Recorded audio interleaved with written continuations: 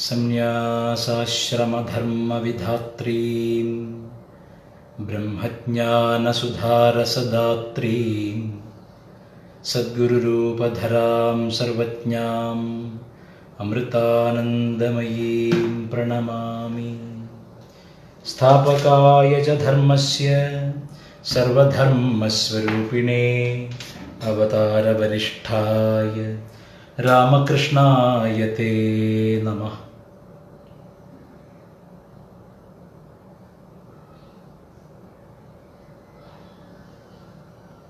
ശ്രുതിസ്മൃതിപുരാണാനാം ആലയം കരുണാലയം നമാമി ഭഗവത്പാദശങ്കരം ലോകശങ്കരം. ജയ ജയ ശങ്കര ഹര ഹര ശങ്കര, ജയ ജയ ശങ്കര ഹര ഹര ശങ്കര. നമ്മൾ പലർക്കും ഇന്നത്തെ ദിവസം പുതിയ കാര്യം പഠിക്കാനുള്ള ഒരു അവസരം കൂടിയാണ്. പല ആളുകളും ഇന്നലെ നമ്മൾ അറിയിച്ചതിനെ തുടർന്ന് 9 മണിയാവാൻ കാത്തിരുന്നിട്ടുണ്ടാവും. ചിലർ സാധാരണ പോലെ ദിനകൃത്യങ്ങളിൽ ഏർപ്പെട്ട് ടെലിവിഷനൊക്കെ ആയിട്ട് ഇരിക്കുകയായിരിക്കും. ലൈവ് കാണുന്നവർ ദയവായി ശ്രദ്ധയോടെ കേൾക്കുക. നമുക്കാകെ ഉള്ളത് 20 മിനിറ്റാണ്.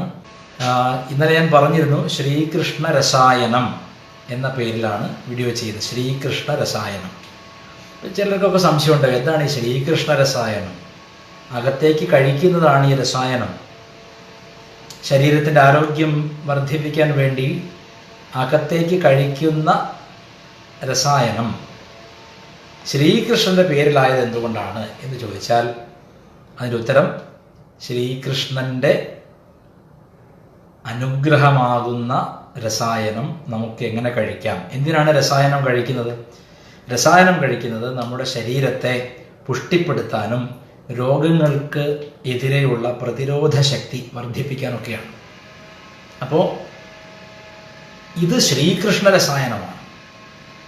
നമുക്കറിയാം, ഹരിയുടെ നാമം മടി കൂടാതെ ജപിച്ചാൽ കലിയുഗത്തിൽ മോക്ഷത്തിന് എളുപ്പമാണ് എന്നറിയാം. പക്ഷെ പലർക്കും നാമം ജപിക്കാൻ മടിയാണ്. നാമം ജപിക്കുമ്പോൾ അവർ വിചാരിക്കുന്ന, അയ്യേ എല്ലാവരും കേൾക്കില്ലേ, ഈ മോഡേൺ ഡേയിൽ, ഈ പുതുയുഗത്തിൽ ഞാൻ വളരെ മോഡേണായി ജീവിക്കേണ്ട കാലത്തിൽ ഹരിനാമവും ജപിച്ച് ഭജനയും പാടി നടന്നാൽ മോശമല്ലേ എന്ന് നമുക്കൊരു ചിന്തയുണ്ട്. ഇപ്പം ലജ്ജയില്ലാതെ നാമം ജപിക്കുന്നവനാണ് ഈശ്വരനെ കിട്ടുക എന്ന് പറയും. ഇപ്പം ഇന്ന് എന്തിനാണ് ശ്രീകൃഷ്ണ രസായനമായിട്ട് വന്നിരിക്കുന്നത്? നമ്മൾ ചെറിയൊരു ടെക്സ്റ്റ് പഠിക്കാൻ പോവാണ്. 20 ദിവസമേ നമുക്കിനിയുള്ളൂ. ഇന്ന് കൂടി 20 ദിവസമേ ഉള്ളൂ. 20 ദിവസത്തിനുള്ളിൽ നമുക്ക് ചില ആത്മീയമായ കാര്യങ്ങളെ പരിഗണിച്ച് ശ്രദ്ധയോടെ പഠിച്ച് ഉന്മേഷമുള്ളൊരു മനസ്സിനുടമകളായി തീരാൻ സാധിക്കും. ഞാനിത് പറയുമ്പോൾ എനിക്ക് ഓർമ്മ വരുന്ന സംഭവ കഥയാണ്.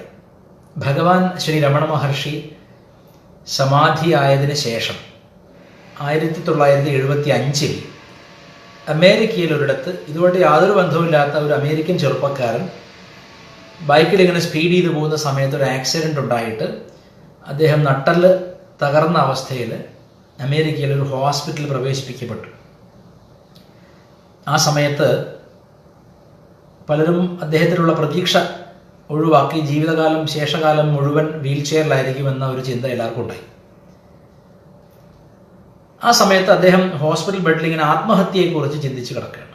ആത്മഹത്യ എന്ന് പറയുമ്പോൾ ആ പദം സംസ്കൃതത്തിൽ അത്ര നമ്മൾ പറയുമ്പോൾ ആത്മാവ് ഹനിക്കപ്പെടുന്നല്ല, ന ഹന്യതേ ഹന്യമാനേ ശരീരേ എന്നാണ്. പക്ഷേ ആത്മശബ്ദത്തിന് അവിടെ അർത്ഥം സ്വന്തം ശരീരം എന്നാണ്. ശരീരത്തെ നശിപ്പിക്കുക എന്നാണ് അവിടെ അർത്ഥം.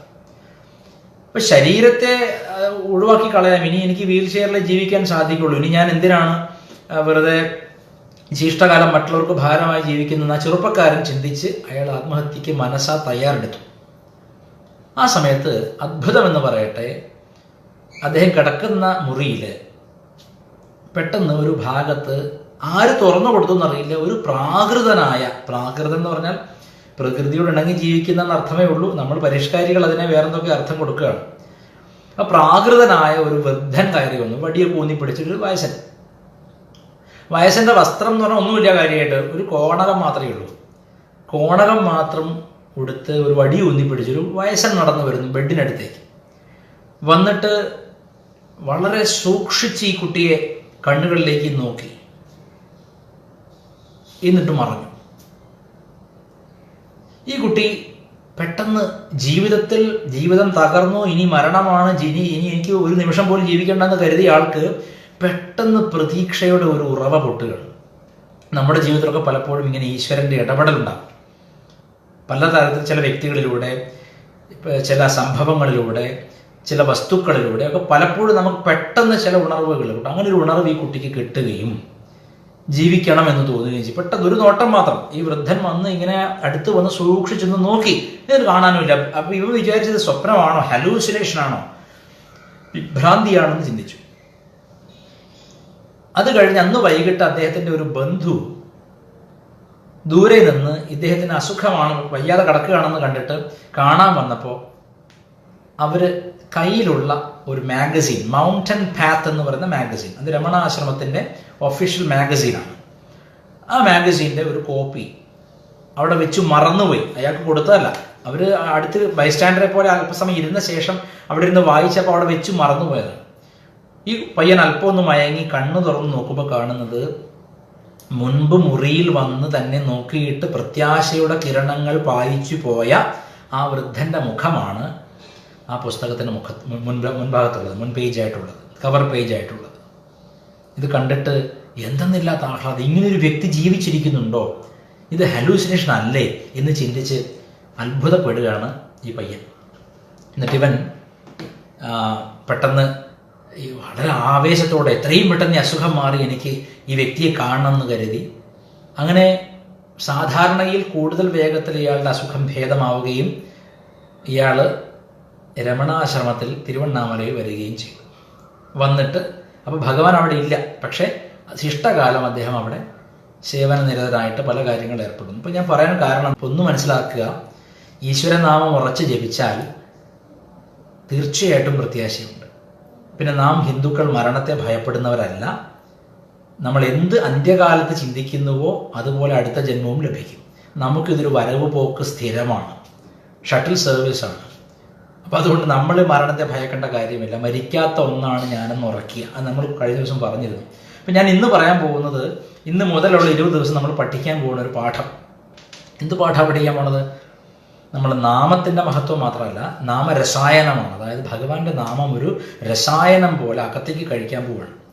ചെവികളിലൂടെയാണ് നമ്മൾ കേട്ടുകൊണ്ട് ഇത് പഠിക്കാൻ പോവുകയാണ്. എന്തിനാ ഇത് പഠിക്കുന്നതെന്ന് വെച്ചാൽ, ഇത് എഴുതിയത് അത്ഭുതകരമായ ഒരു സംഭവമാണ്. അതായത് ചേര രാജാവായിരുന്ന കുലശേഖര പെരുമാൾ അല്ലെങ്കിൽ കുലശേഖര ആൾവാർ എന്നറിയപ്പെടുന്ന കുലശേഖര വർമ്മയാണ് ഈ കൃതിയുടെ കർത്താവ്.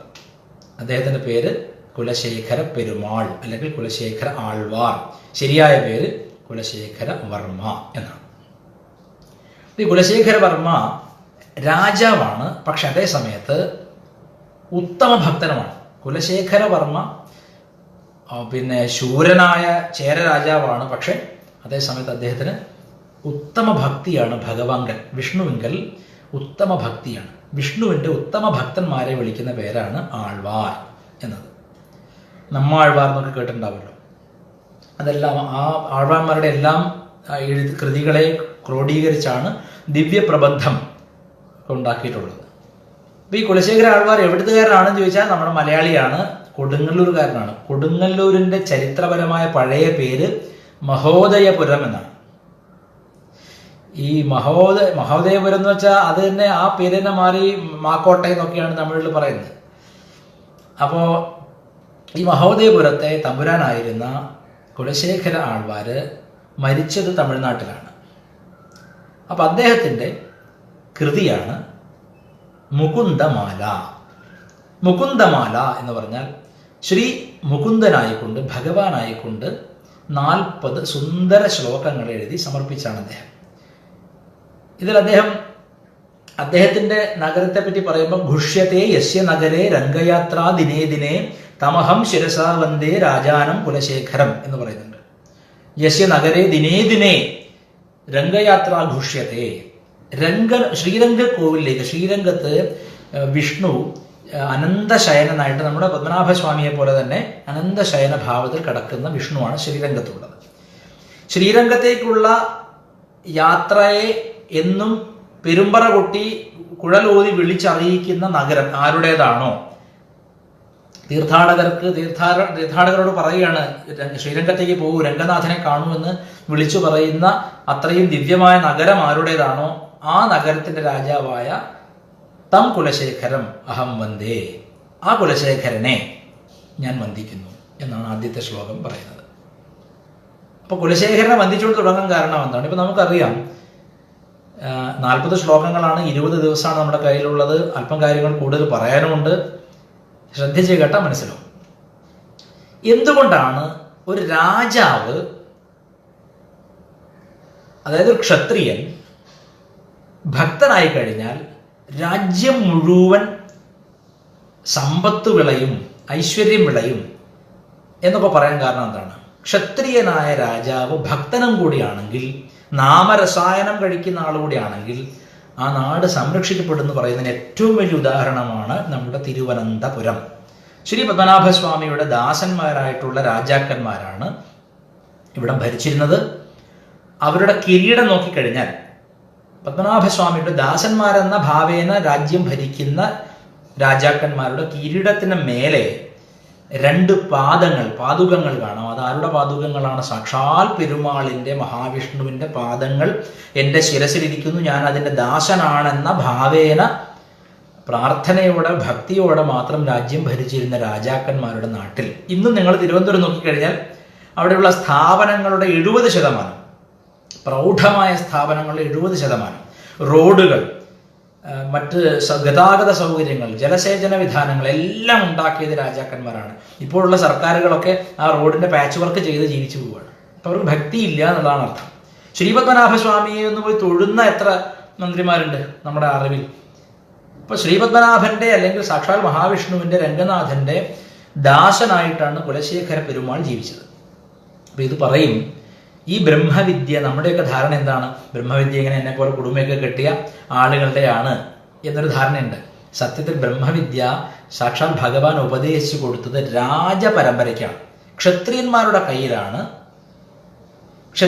കയ്യിലാണ് ബ്രഹ്മവിദ്യയെ ഭഗവാൻ ഏൽപ്പിച്ചിട്ടുള്ളത്. ഇത് ഗീതയിൽ സ്പഷ്ടമായി പറഞ്ഞിട്ടുണ്ട്. ദുർബലന്മാർക്ക് ഇത് കൊണ്ടുനടക്കാൻ കഴിയില്ല. ആദ്യം വേണ്ടത് ആരോഗ്യമാണ്, ശരീരത്തിന്റെ ആരോഗ്യം വേണം. വിവേകാനന്ദ സ്വാമികളോട് അദ്ദേഹം ബേലൂർ മഠത്തിൽ തിരിച്ചു വന്നു. അമേരിക്കയിൽ നിന്ന് വളരെ പ്രശസ്തനായിട്ട് ലോകപ്രസിദ്ധി നേടിയ ശേഷം ബേലൂർ മഠത്തിൽ തിരിച്ചു വന്നപ്പോൾ കുറെ ചെറുപ്പക്കാർ വിവേകാനന്ദ സ്വാമിയിൽ ആകൃഷ്ടരായിട്ട് അടുത്തേക്ക് ചെന്നിട്ട് പറഞ്ഞു, സ്വാമിജി ഞങ്ങൾക്കും ഗീത പഠിക്കണം, ഞങ്ങളെ പഠിപ്പിക്കൂ എന്ന് പറഞ്ഞു. അപ്പോൾ സ്വാമിജി അവരുടെ ശരീരം, ഈ കൈയൊക്കെ, ബൈസെപ്സ് ഒക്കെ പിടിച്ചു നോക്കിയിട്ട് പറഞ്ഞു, നിങ്ങൾ ദുർബലന്മാരാണ്, ദുർബലന്മാർക്ക് ഗീത പഠിക്കാൻ സാധിക്കില്ല എന്ന് പറഞ്ഞു. എന്നിട്ട് സ്വാമി പറഞ്ഞു, go and play football, that shall explain Gita better. പോയി ഫുട്ബോൾ കളിക്ക് നിത്യവും, അത് നിങ്ങൾക്ക് ഗീതയെ കുറച്ചുകൂടെ വ്യക്തമായിട്ട്, കുറച്ചുകൂടെ നന്നായിട്ട് വ്യാഖ്യാനിച്ച് തരും. അപ്പൊ എന്താ ഇതിന്റെ അർത്ഥം? ഇത് കേട്ടിട്ട് ചിലർ പറയാൻ തുടങ്ങി, എന്നാ പിന്നെ ജിമ്മിൽ പോയാൽ പോരെ, കരാട്ടയ്ക്ക് പോയാൽ പോരെ, കബഡി കളിച്ചാൽ പോരെ, അല്ലെങ്കിൽ ഫുട്ബോൾ കളിച്ചാൽ പോരെ, ഗീത പഠിക്കണ്ട എന്നല്ല സ്വാമിജി പറഞ്ഞത്. മറിച്ച് നല്ല ആരോഗ്യം നേടിയെടുത്ത ഒരാൾക്ക് മാത്രമേ ഗീത മനസ്സിലാകൂ എന്നാണ് പറഞ്ഞത്. ആദ്യം നമ്മൾ എന്താ ചെയ്യേണ്ടത്? അപ്പോൾ ശരീരം നല്ല ആരോഗ്യത്തോടെ വയ്ക്കുക, ശുചിത്വത്തിന്റെ ശീലങ്ങൾ പാലിക്കുക, ആരോഗ്യകരമായ A healthy mind resides in A healthy body. ഒരു നല്ല ആരോഗ്യമുള്ള മനസ്സ് ആരോഗ്യമുള്ള ശരീരത്തിനകത്താണ് വസിക്കുന്നത്. അതുകൊണ്ട് ആരോഗ്യം നേടിയെടുക്കണം എന്നുള്ളതാണ്. അപ്പൊ ക്ഷത്രിയനെ ഈ വിദ്യ ഉപദേശിക്കാൻ കാരണം അവൻ യോദ്ധാവാണ്. നമ്മുടെ അമ്മ സദ്ഗുരു ശ്രീ മാതാ അമൃതാനന്ദമയി ദേവി എന്നോട് ഇടയ്ക്കിടയ്ക്ക് പറയാറുണ്ട്, ഞാൻ ഒരു സാധാരണ മനുഷ്യൻ എന്ന നിലയ്ക്ക് ഒരുപാട് തെറ്റുകൾ വരുത്താറുണ്ട്. അമ്മയുടെ ദൃഷ്ടിയിൽ അതെല്ലാം പതിയും. കാരണം അമ്മ നമ്മളെ വലിയൊരു എന്താ പറയുക, ഒരു ഗ്ലാസ് വെച്ചിട്ട്, മാഗ്നറ്റിക് അത് വെച്ചിട്ടാണ് നോക്കുന്നത്. നമ്മളെ എടുത്ത് കാണിക്കുകയാണ് അമ്മ നമ്മുടെ ആ ഒരു തെറ്റുകൾ. അപ്പം അമ്മ എൻ്റെ അടുത്ത് വരുന്ന തെറ്റുകളെ അമ്മ പലപ്പോഴും, ഞാൻ അമ്മയോട് കരഞ്ഞു പറയും, എൻ്റെ ഭാഗത്ത് വന്ന തെറ്റ് പൊറുക്കണേ എന്ന് പറയുമ്പോൾ അമ്മ ഉടനെ പറയും, മോനെ നിനക്ക് ജാഗ്രത ഉണ്ടാകാൻ വേണ്ടിയിട്ടാണ്, യുദ്ധത്തിന് തോക്കിന്റെ മുമ്പിൽ നിൽക്കുന്ന ജാഗ്രത വേണമെന്ന് പറയും. നമ്മൾ എപ്പോഴും ഇടയ്ക്കിടയ്ക്ക് പറയുന്ന വാക്കാണ് തോക്കിന്റെ മുമ്പിൽ നിൽക്കുമ്പോൾ. വെടിവെക്കാൻ ഒരാൾ നമ്മുടെ നെഞ്ചത്തേക്ക് ചൂണ്ടി ഈ പോയിന്റ് ബ്ലാങ്ക് എന്ന് പറയും, ചൂണ്ടിക്കഴിഞ്ഞാൽ അപ്പൊ നമുക്ക് എന്തായിരിക്കും തോന്നുന്നത്? നമുക്ക് കുടുംബാംഗങ്ങളെ ഓർമ്മയുണ്ടാവില്ല, നമുക്ക് പരിസരം മറന്ന് എന്താണ് നടക്കാൻ പോകുന്ന ആ ജാഗ്രത വരും. ഒരു ക്ഷത്രിയന്റെ ജീവിതം ഈ ജാഗ്രതയിലാണുള്ളത്. ഒരു രാജാവിന്റെ ഒരു കൈ എപ്പോഴും ഈ വാളിന്റെ പിടിയിലായിരിക്കും എന്ന് പറയും.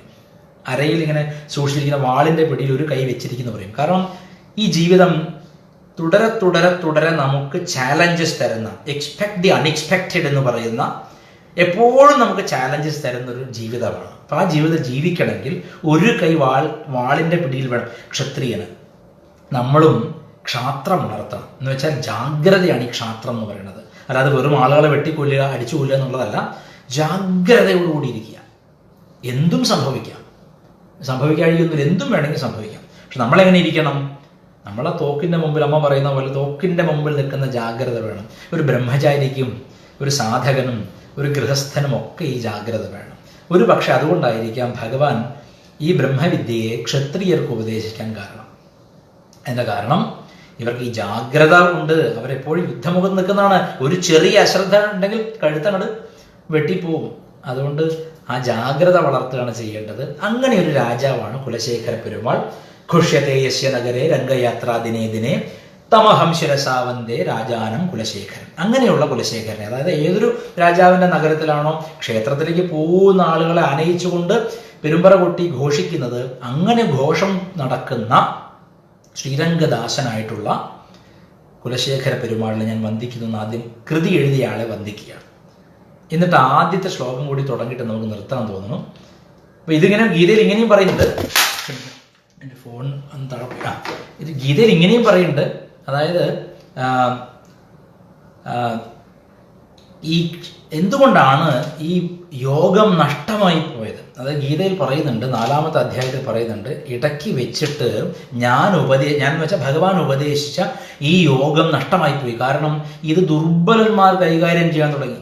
രോഗികള്, ദുർബലന്മാര്, ധനമോഹികള്, ഇങ്ങനെ ഇന്ദ്രിയങ്ങളെ നിയന്ത്രിക്കാത്തവർ ഈ മഹത്തായ യോഗത്തെ ചിന്തിക്കാൻ തുടങ്ങിയപ്പോൾ, അല്ലെങ്കിൽ അതിനെ പഠിപ്പിക്കാൻ തുടങ്ങിയപ്പോൾ ഇത് നഷ്ടപ്പെട്ടു പോയി എന്ന് പറയാറുണ്ട്.